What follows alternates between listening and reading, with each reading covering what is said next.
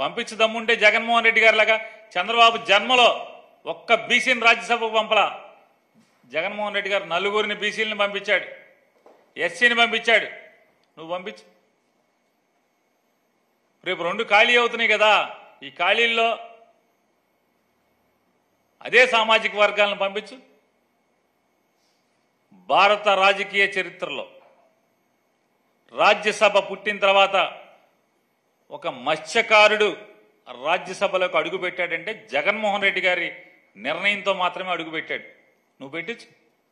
ఇటువంటిదేమన్నా ఒకటి చేయి. ఎవడికి తెలీదు నీ రాజీనామాలు, నీ కొనుగోళ్లు, నీ అమ్మకాలు, ఈ తప్పు డ్రామాలు.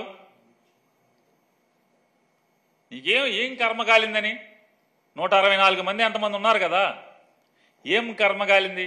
ఏం కావాలి? ఎందుకు ఈ తప్పుడు రాజకీయాలు? చంద్రబాబు నాయుడు గారికి ఒకటే చెప్తున్నాం, ఖచ్చితంగా ఇప్పటికీ 3 మాసాలు గడిచిపోతున్నాయి.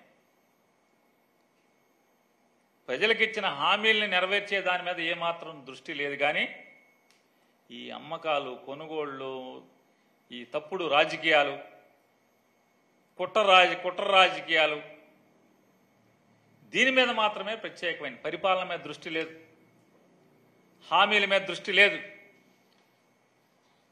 ప్రజల బాగోగుల మీద దృష్టి లేదు.